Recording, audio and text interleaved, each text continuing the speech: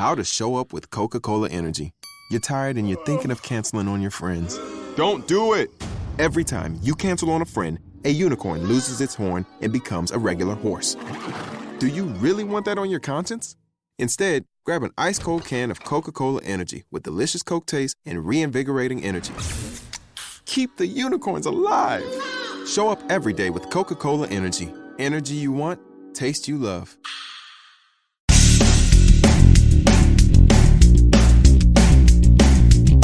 Episode 1714 of No BS Job Search Advice Radio.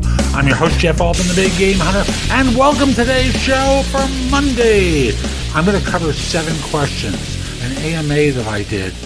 Ask me anything about different elements of job search. And I hope you enjoy it. I'm going to see if I can find the questions that I recorded now. We'll just go into the show, okay? 7 questions about job hunting. Let's get going.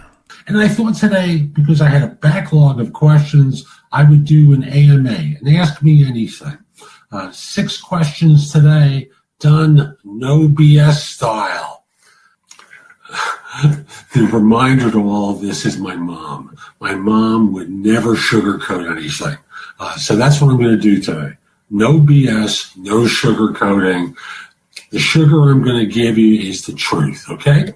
And I'm going to do it direct and to the point. First question, how do you cope with constant job rejection? Answer is really very simple.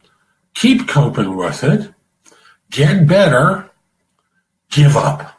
That's it. You have 3 choices here. Keep coping with it, get better, and let me be clear, get better at job hunting or give up. That's it. Which one you choose, that's your choice. I'm not going to explain that to you now. You knew this answer going in. Why do you ask the question? Next question. How should I handle my recruiter that offered me a job when he monitors my job search profile and cross-questions me about being active during my notice period? What's unclear is whether this is a corporate recruiter or a third-party recruiter. So I'm going to try and answer both. It starts off with the premise of by being active in the way you're being active, you're setting up a red flag for them. They are apparently noticing that maybe you're still out looking for a job. That makes the third-party recruiter nervous because they are at risk of losing a fee. It makes the corporate recruiter nervous because they are at risk of losing a fill. Now, if what you're doing is just chatting with friends online because you have more time, why the hell aren't you telling them this? It's really very easy. If they've got nothing to worry about, if they've got no reason to be fearful because this is, innocuous stuff, you just tell them, hey, look, I'm talking to people I know. I'm not out interviewing. But if you are out interviewing and it's a third-party recruiter, just very simply say, hey, look, it's none of your business. Seriously, it's none of your business. I've accepted the offer. And after that, it's all with me. If it's the corporate recruiter for the firm that you've accepted the position with, there you have a problem because they could turn around and rescind the offer. As such, you have to sound sincere. Say, look, I'm coming to work for you. What these other firms are doing, really very simple. They're trying to sell me on new opportunities. I'm committed to you. The other thing you could do is defriend them, deconnect with them, something along those lines. And they have a written acceptance of their offer. And, what's the problem? So you can deconnect with them. Sever the connection on LinkedIn, defriend them on Facebook. Wherever you are, you don't want to be snooped on. Really simple. Next question. Actually, the next 2 are kind of linked with one another. How good is the idea to customize your resume for each job application? And what effect does a cover letter make? That's one group of questions. And the other one is, does anyone get any real value out of their LinkedIn profile? Resumes are for when you are hunting for a job. LinkedIn is for when you want to be hunted or to build your business. Since I'm focusing on job hunters here, is for when you want to be hunted or are open to being hunted for another role. That doesn't mean you're active in any way, shape, or form. It just means a quality profile is going to allow people to get an idea of what you're capable of so opportunities land in your lap. That is what you want, because the person who gets ahead isn't always the smartest to work the hardest. It's the one that remains alert to opportunity. And if all you're doing is waiting until you're job hunting to do things, you're operating at the worst possible time.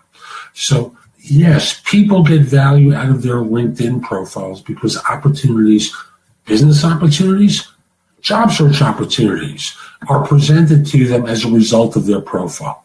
As for customizing the resume for each application, that's the only thing you should do. I'm telling you, if you just spam the same resume out over and over again, like I've said millions of times, the broken watch is right twice a day. And if you think people are going to call you because you submitted a resume that doesn't fit for a job, you're absolutely a moron. So get it through your head that you have to do some work in order to get these interviews. What you need to do, very simply, is make sure your resume demonstrates a fit. As for the cover letter part of this, the cover letter should call attention to some of the things in the resume and in the job description and demonstrate the fit.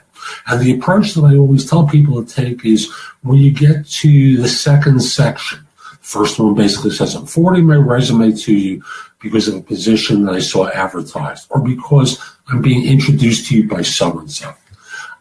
I understand these are the requirements of the position. Next to them, I'm indicating how long and how frequently I perform that function or utilize that skill. And in the left-hand column, what you're doing is listing the requirements of the position and the functionality that you would perform, and in the right-hand column, indicating how long and how recently you've done that.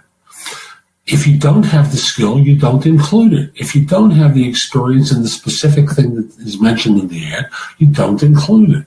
But not cover letter, but cover email. That is, the body of the email demonstrates your fit. So that's the way you lay it out. Then you conclude in the third paragraph by calling attention to, if I haven't heard from you in 2 days, I'll give you a quick call. Maybe we can set up a time to speak. So that's the next two questions. It's actually 7 questions. Cool. Why does it seem hard to find a job when you really need it, but not when you don't?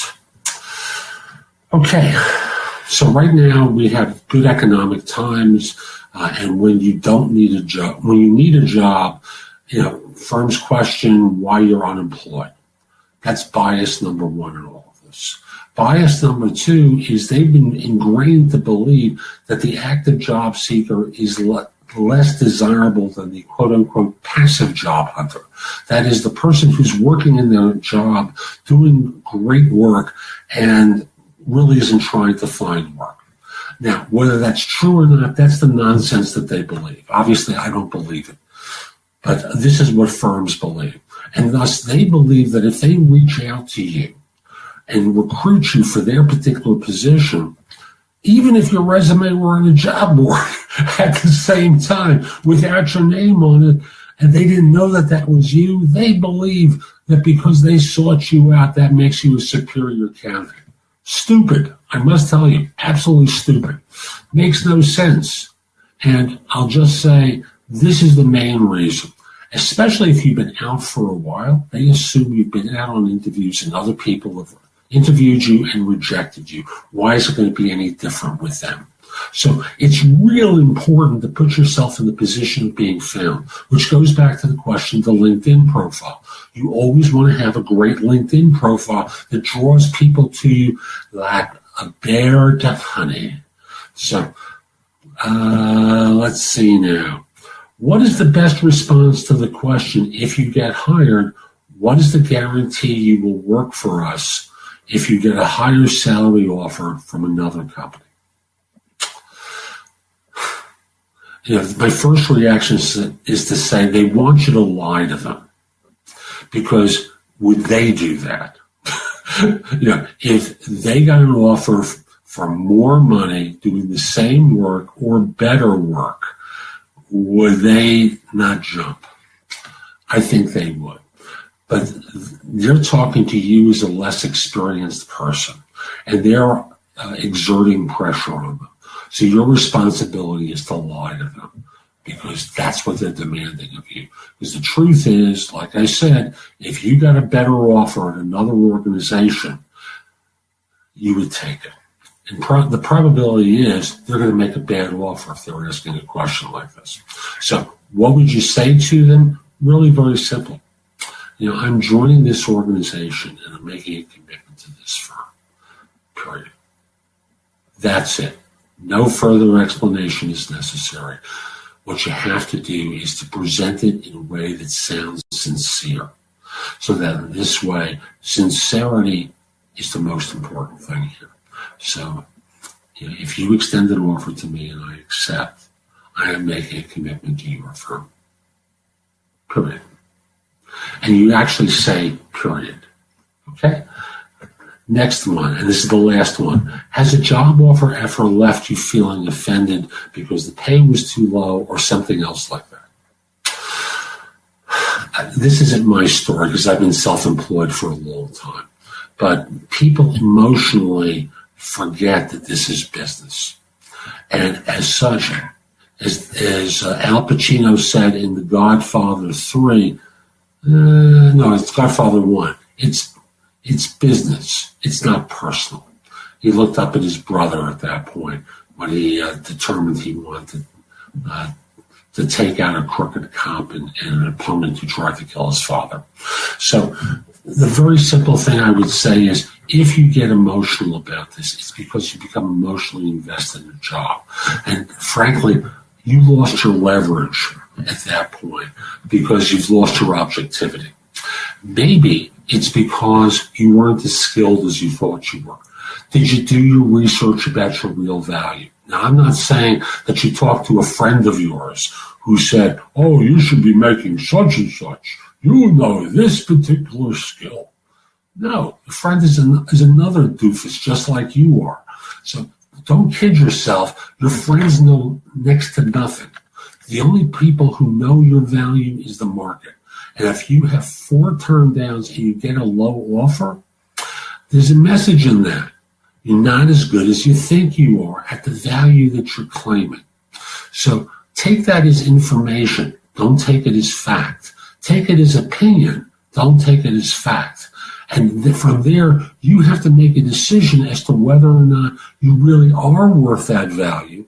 And there you can talk to a coach, a recruiter, not the recruiter who's representing you, because obviously they have a vested interest in you taking this job. A coach, a recruiter, friends, not sure wife, husband, or partner, because they may know as little as you do. But start talking to knowledgeable people in your field about what your real value is, and that will help you make a valid decision. So that's today's show. I hope you found it helpful. And if you did, here are a few more ways to get more from me.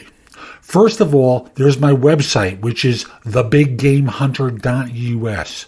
I have more than 8,000 blog posts there that you can watch, listen to, or read that will help you find your next job.